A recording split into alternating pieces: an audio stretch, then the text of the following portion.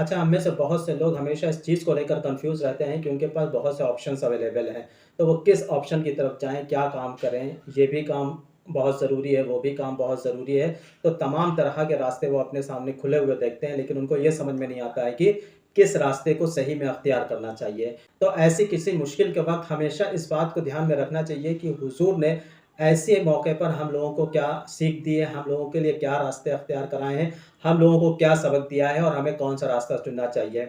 इसी पर एक हदीस मौजूद है, जो कि आयशा रज़ियल्लाहु तआला अन्हुमा ने फरमाया है कि हुज़ूर सल्लल्लाहु अलैहि वसल्लम ने कहा कि जब हमको कोई 2 रास्ते दिए जाते थे, तो हम उस रास्ते को अख्तियार करते थे जो आसानी वाला हो। बस उसमें इस बात का ख़्याल रखना है कि जो आसान रास्ता है, उसमें कहीं कोई गुनाह तो शामिल नहीं हो रहा है। अगर गुनाह शामिल होता था, तो आप उससे सबसे पहले दूर हो जाते थे। तो हमें इस चीज़ का ध्यान रखना चाहिए और हमें किसी भी काम को जब हम चुनते हैं, चॉइस करते हैं, तो हमें इस हदीस को कोट करना चाहिए, इस हदीस को याद रखना चाहिए और इस हदीस के हिसाब से ही हमें किसी भी डिसीज़न की तरफ जाना चाहिए। रसूलुल्लाह सल्लल्लाहु अलैहि वसल्लम ने कभी इंतकाम नहीं लिया, हमेशा माफ़ किया है लोगों को, कभी अपनी पर्सनल जो ये कह सकते हैं कि पर्सनल रूप से अगर किसी ने आपको किसी तरह से तकलीफ़ पहुँचाई है, तो आपने कभी उसको दोबारा पलट कर जवाब तक नहीं दिया। ऐसे बहुत से मौके आए, ऐसे बहुत से वाक़ये सीरत में मिलते हैं जो इस चीज़ को बहुत ज़्यादा क्लियर करते हैं कि रसूलुल्लाह सल्लल्लाहु अलैहि वसल्लम ने कभी भी इंतकाम नहीं लिया और लोगों को माफ़ करते रहे। और इस हदीस से तो हमें और अच्छी तरह से पता चल जाता है कि उनका जो दिल है वो कितना रहम वाला था, उम्मत के बारे में कितना सोचते थे। ऐसे रास्ते उम्मत के लिए छोड़ कर गए हैं जिससे उम्मत को कम से कम परेशानी का सामना करना पड़े। तो इस तरह के बहुत से ऐसे वाक़यात मिलते हैं, ऐसी बहुत सी चीज़ें मिलती हैं जिससे रसूलुल्लाह सल्लल्लाहु अलैहि वसल्लम के नरम दिल की हकीकत लोगों के सामने होती थी और आप कितना नरम दिल होकर लोगों से इस तरह के मौक़ों पर, इस तरह के वक़्त पर उसको हल करते थे और उसको नज़रअंदाज़ भी आप करते थे। इस हदीस को लेकर जहाँ पर बहुत से वाक़यात आते हैं, उसमें से हम कुछ वाक़यात भी आपको शेयर करते हैं। जैसे तौसील इब्न अम्र डौसी हैं, इन्होंने जब इस्लाम कबूल किया तो ये अपने कबीले में जाते हैं, वहाँ के लोगों को इस्लाम की दावत देते हैं। उनमें से एक आध लोग इनका विरोध करते हैं, इस दावत को कबूल नहीं करते हैं। इस बात को जब तौफ़ील आकर हुज़ूर से बताते हैं, तो हुज़ूर कहते हैं कि आपने जितने लोगों को दावत दी, उनमें से जितने ने भी कबूल किया, वही आपके लिए अजर बनेगा और उसी से आपके जन्नत के रास्ते खुलेंगे।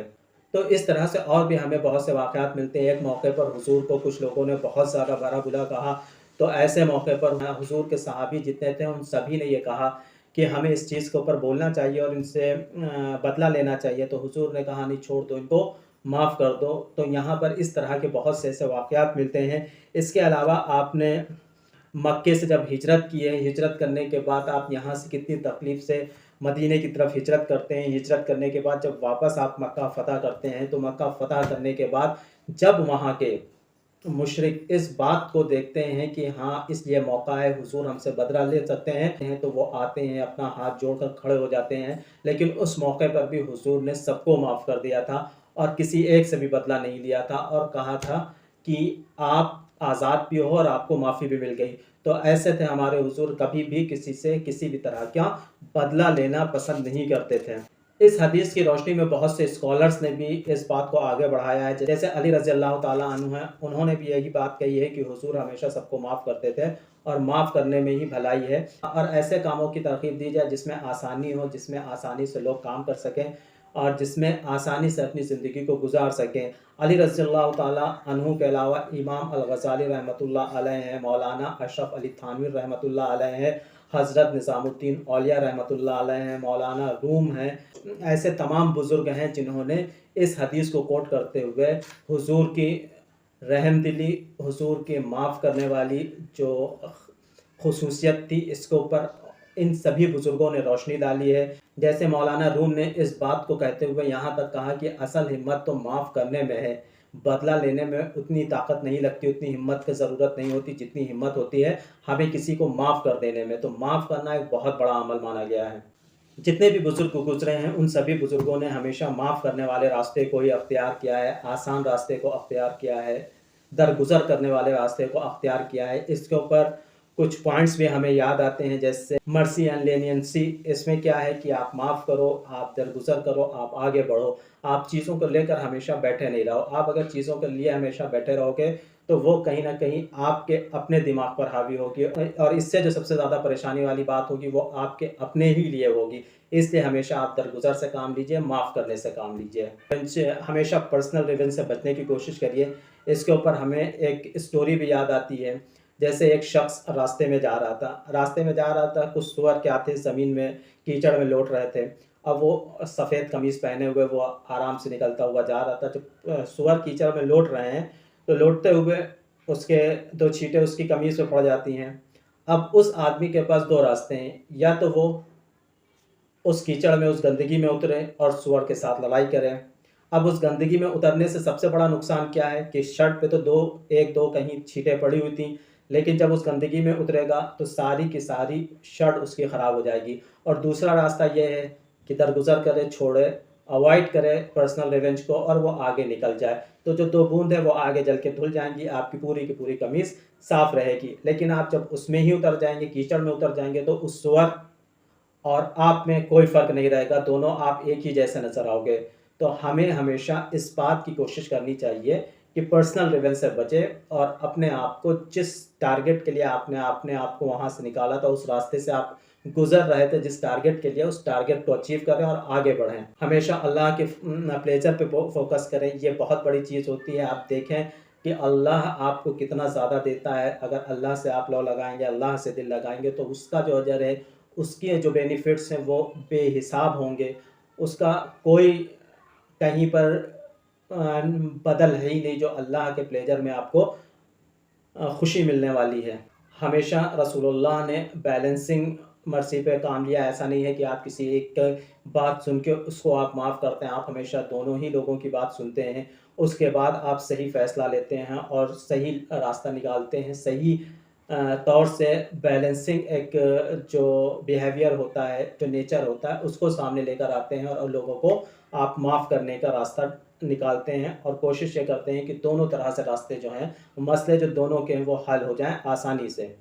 ये एक ऐसी चीज़ है कि जब आप किसी को माफ़ करने वाली बात करते हैं, दरगुज़र करने वाली बात करते हैं, आप बेहतरीन रास्ते को चुनने वाली बात करते हैं, तो ये पॉसिबल तभी होती है जब आपके अंदर कोई स्पिरिचुअल मॉडेस्टी मौजूद हो। आपके अंदर अगर कुदरती तौर पर एक दीन से लगाव है, मोहब्बत है, आप स्पिरिचुअल हैं, आप रूहानी इंसान हैं, तो ये सारी चीज़ें आप जल्दी कर सकते हैं और इन्हीं रास्तों से आप आसानी से निकल सकते हैं। लेकिन अगर ऐसा आपके अंदर नहीं है, आप स्पिरिचुअल नहीं हैं, आप हक़ को हक़ नहीं समझते हैं, तो इससे आपको थोड़ा-सा मुश्किल हो जाती है कि आप बैलेंसिंग रास्ते को निकाल सकें या आसानी से लोगों को माफ़ कर सकें। तो हमें ये कोशिश यही करनी चाहिए कि जल्दी से जल्दी और ज़्यादा से ज़्यादा आसानी से लोगों को माफ़ किया जाए, उनको दरगुज़र किया जाए उनकी बातों से या उनके रवैयों से।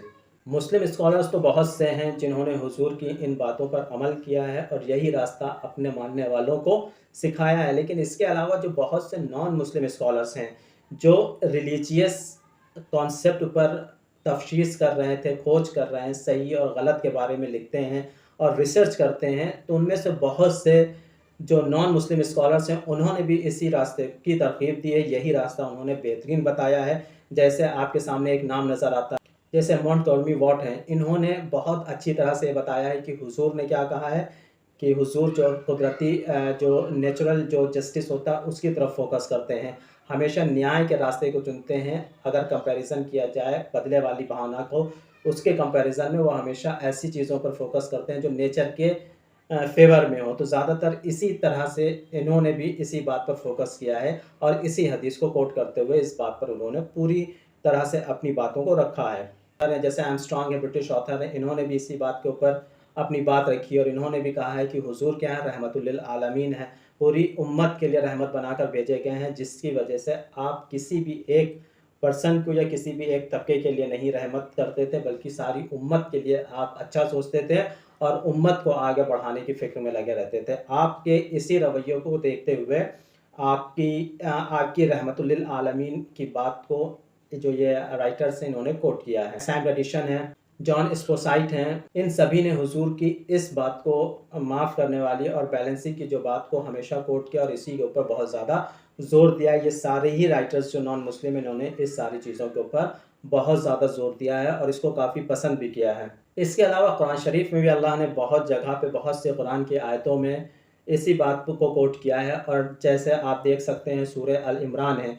सूरह अल इमरान ये आयत ये सिखाती है कि हमें गुस्से को रोकना चाहिए, दूसरे को माफ़ करने वाली सोच हमारे अंदर पैदा होनी चाहिए। जैसे सूरह अल फरसिलात में इन आयतों के अंदर भी यही बातें हमें बताई गई हैं कि हमेशा हमें बदला लेने से गुरेज़ करना चाहिए, दोस्ती करनी चाहिए, अच्छाई की तरफ जाना चाहिए और माफ़ करने वाली सिफ़ात होनी चाहिए। इन आयतों से हमें यही सारी सीखें मिलती हैं, जैसे कि सूरह अल-आफ़ है, इसके अंदर भी यही बात बताई गई है कि अच्छाई पर हमें अमल करना चाहिए और लोगों अगर कोई इंसान अगर अच्छे कामों के लिए हमें बुला रहा है, भलाई के कामों के लिए बुला रहा है, तो हमें उसकी तरफ जाना चाहिए। लेकिन यहाँ पर ये भी बताया गया है कि जाहिलों से हमेशा हमें दूर रहना चाहिए। जाहिलों से बचने की यहाँ पर भी हमें नसीहत दी गई है कि जाहिलों से जितना ज़्यादा हो सके दूर रहिए और बचिए। सूरह अल-बक़रा में एक जगह पर यह बताया गया है कि लोगों के लिए भलाई करिए, उनके ऊपर खर्च करिए, लोगों के ऊपर खर्च करिए, फिर अल्लाह जिसको चाहता है और ज़्यादा नवाज़ देता है। इस हदीस से हमें सिर्फ़ यही सीख मिलती है कि हमें ऐसा नहीं करना है कि किसी भी मुश्किल रास्ते को चुन लेना है, हमें रास्ता हमेशा आसान चुनना है, लोगों से इंतकाम नहीं लेना है, अपने पर्सनल मैटर्स को दरगुज़र करना है और कोशिश ये करना है कि कम से कम आसान रास्ते से ज़्यादा अच्छी तरह से आगे बढ़ा जा सके। बस इन सभी चीज़ों को देखते हुए हमेशा इस बात का ख़्याल ज़रूर रखना है कि हमें कोई गुनाह का रास्ता आसान रास्ता ना दिख रहा हो। जैसे गुनाह के रास्ते में आप कहते हैं कि आपके पास पैसे हैं और आपने क्या किया कि इंटरेस्ट पे अपने पैसे को इन्वेस्टमेंट कर दिया और आप घर बैठ के खा रहे हैं, ब्याज आप खा रहे हैं। तो ब्याज के लिए सख्ती से मना किया गया है, तो यहाँ पर ये आसान रास्ता काबिल कबूल नहीं है। हमें आसान रास्ता वही चुनना है जिसमें मेहनत हो, सच का हो, हक़ का हो और अल्लाह के अहकामों से टक्कर ना देने वाला हो। तभी वो आसान रास्ता हमारे लिए आसान होगा। तो उम्मीद है ये वीडियो आप लोगों को पसंद आया होगा और पसंद आया तो लाइक और सब्सक्राइब ज़रूर करिएगा। Thank you very much.